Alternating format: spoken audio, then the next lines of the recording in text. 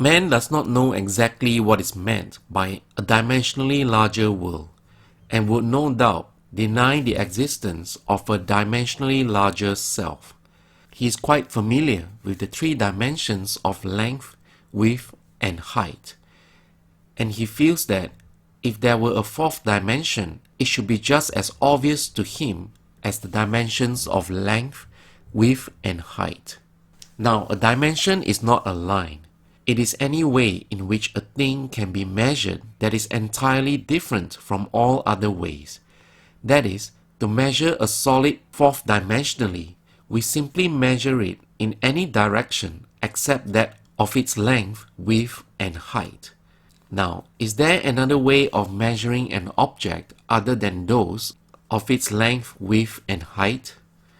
Time measures my life without employing the three dimensions of length, width, and height. There is no such thing as an instantaneous object. Its appearance and disappearance are measurable. It endures for a definite length of time.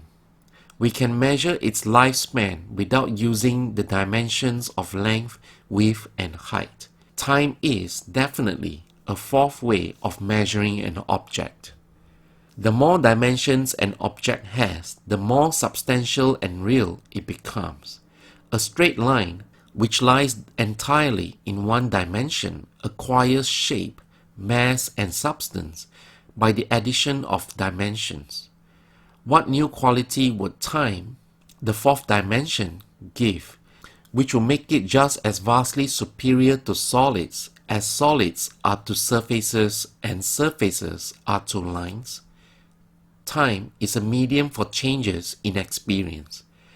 For all changes take time. The new quality is changeability. Observe that if we bisect a solid, its cross-section will be a surface. By bisecting a surface, we obtain a line. And by bisecting a line, we get a point. This means that a point is but a cross-section of a line, which is in turn section of a surface, which is in turn but a cross-section of a solid, which is in turn, if carried out to its logical conclusion, but a cross-section of a four-dimensional object. We cannot avoid the inference that all three-dimensional objects are but cross-sections of four-dimensional bodies, which means when I meet you, I meet a cross-section of the four-dimensional you, the four-dimensional self that is not seen. To see the fourth-dimensional self, I must see every cross-section or moment of your life from birth to death, and see them all as coexisting. My focus should take in the entire array of sensory impressions which you have experienced on earth, plus those you might encounter. I should see them not in the order in which they were experienced by you, but as a present whole. Because change is the characteristic of the fourth dimension, I should see them in a state of flux, as a living, animated whole. Now, if we have all this clearly fixed in our minds, what does it mean to us in this three-dimensional world? It means that if we can move along time's length, we can see the future and alter it if we so desire. This world, which we think so solidly real, is a shadow out of which and beyond which we may at any time pass. It is an abstraction from a more fundamental and dimensionally larger world. From a still more fundamental and dimensionally larger world. And so on to infinity. For the absolute is unattainable by any means or analysis, no matter how many dimensions we add to the world. Man can prove the existence of a dimensionally larger world by simply focusing his attention on an invisible state and imagining that he sees and feels it. If he remains concentrated in this state, his present environment will pass away, and he will awaken in a dimensionally larger world where the object of his contemplation will be seen as a concrete objective reality. I feel intuitive that, were he to abstract his thought from this dimensionally larger world and retreat still farther from its mind, he will again bring about an externalization of time. He will discover that every time he retreats into his inner mind and brings about an externalization of time, space becomes dimensionally larger, and he would therefore conclude that both time and space are serial, and that the drama of life is but the climbing of a multitudinous dimensional time block. Scientists will one day explain why there is a serial universe. But in practice, how we use this serial universe to change the future is more important. To change the future, we need only concern ourselves with two worlds in this infinite series. The world we know by reason of our bodily organs, and the world we perceive independently of our bodily organs. I have stated that man has, at every moment of time, the choice before him which of several futures he will have. But the question arises, how is this possible when the experiences of man awake in the three-dimensional world are predetermined? As his observation of an event before it occurs implies. This ability to change the future will be seen if we liken the experiences of life on earth to this printed page.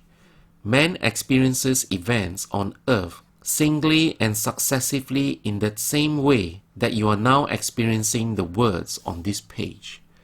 Imagine that every word on this page represents a single sensory impression. To get the context, to understand my meaning, you focus your vision on the first word in the upper left-hand corner and then move your focus across the page from left to right, letting it fall on the words singly and successively. By the time your eyes reach the last word on this page, you have extracted my meaning.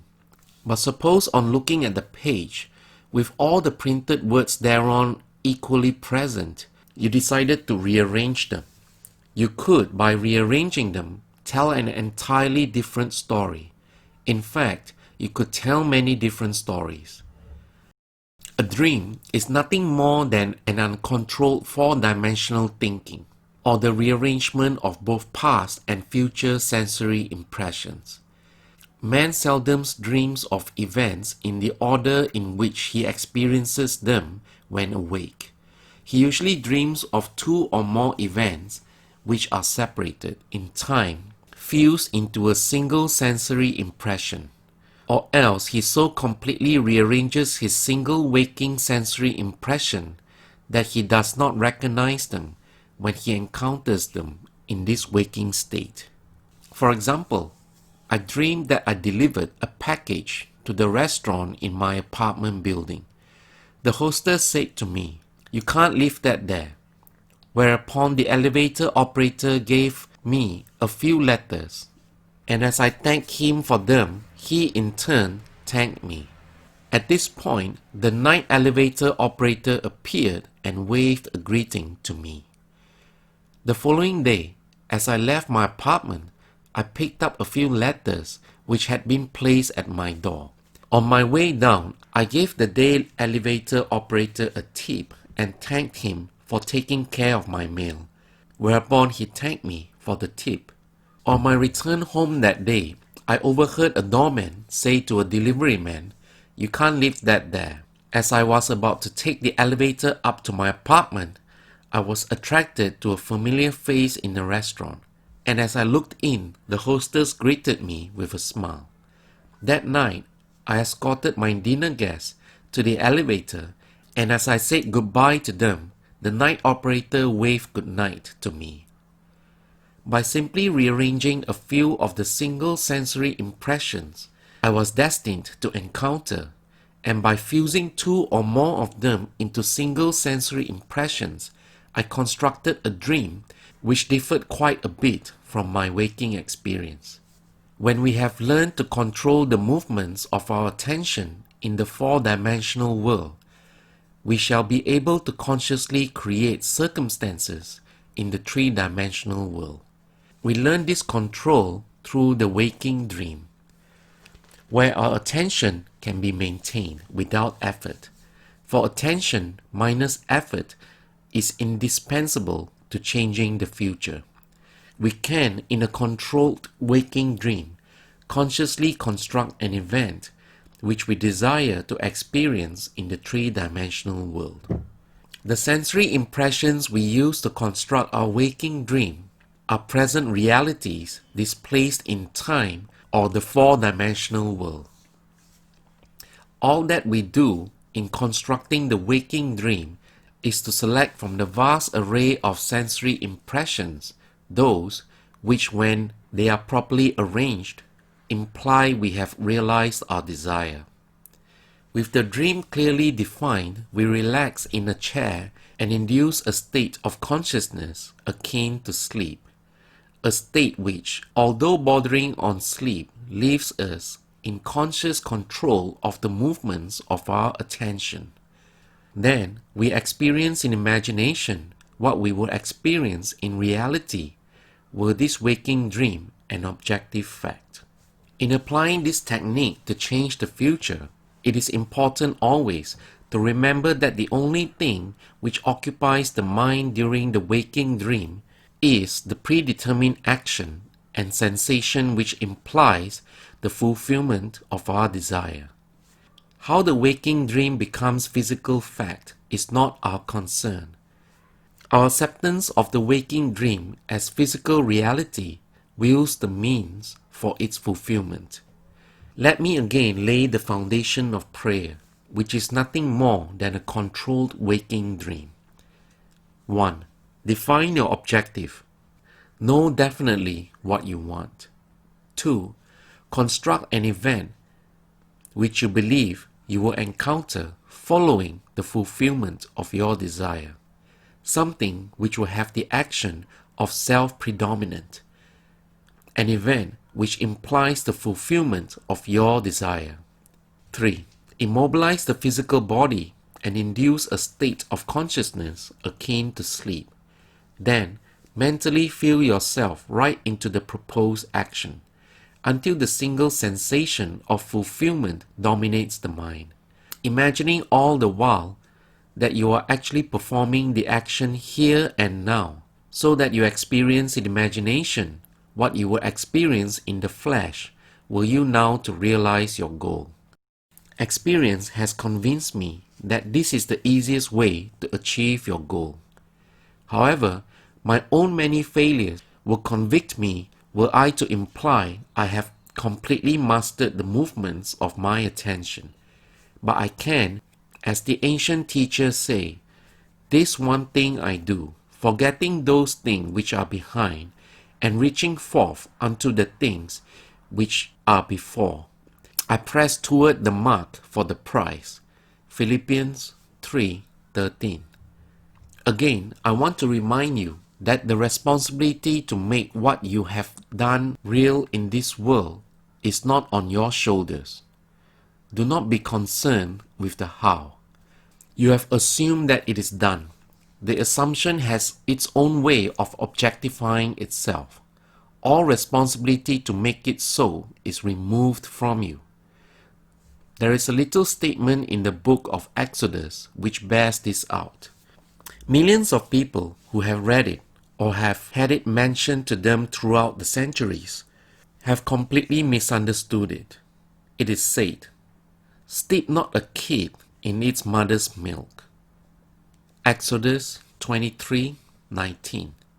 Unnumbered millions of people misunderstanding this statement to this very day in the enlightened age of 1948 will not eat any dairy products with a meat dish. It is just not done. They think the Bible is history.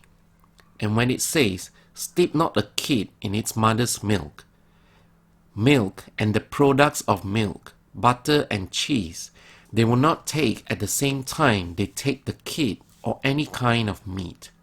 In fact, they even have separate dishes with which to cook their meat. but you are now about to apply it psychologically. You have done your meditation and you have assumed that you are what you want to be. Consciousness is God. Your attention is like the very stream of life, or milk, itself that nurses and makes alive that which holds your attention. In other words, what holds your attention has your life. Throughout the centuries, a kid has been used as the symbol of sacrifice. You have given birth to everything in your world. But there are things that you no longer wish to keep alive, although you have mothered and fathered them. You are a jealous father that can easily consume, like Cronus, his children. It is your right to consume what formerly you expressed when you did not know better. Now you are detached in consciousness from that former state. It was your kid. It was your child. You embodied and expressed it in your will. But now that you have assumed that you are what you want to be, do not look back on your former state and wonder how it will disappear from your will. For if you look back and give attention to it, you are steeping once more that kid in its mother's milk. Do not say to yourself, I wonder if I am really detached from that state. Or I wonder if so and so is true. Give all your attention to the assumption that the thing is so, because all responsibility to make it so is completely removed from your shoulders. You do not have to make it so. It is so. You appropriate what is already fact, and you walk in the assumption that it is. And in a way that you do not know, I do not know, no man knows, it becomes objectified in your world. Do not be concerned with the how, and do not look back on your former state. No man, having put his hand to the plow and looking back, is fit for the kingdom of God. Luke 9:62. Simply assume that it is done and suspend reason. Suspend all the arguments of the conscious three-dimensional mind. Your desire is outside of the reach of the three-dimensional mind. Assume you are that which you wish to be. Walk as though you were it, and as you remain faithful to your assumption, it will harden into fact. So this is the end of Lesson 5. Remain faithful to your idea. If you haven't already, please like and subscribe and turn on the notification button to be updated of new videos from MINDisLIFE.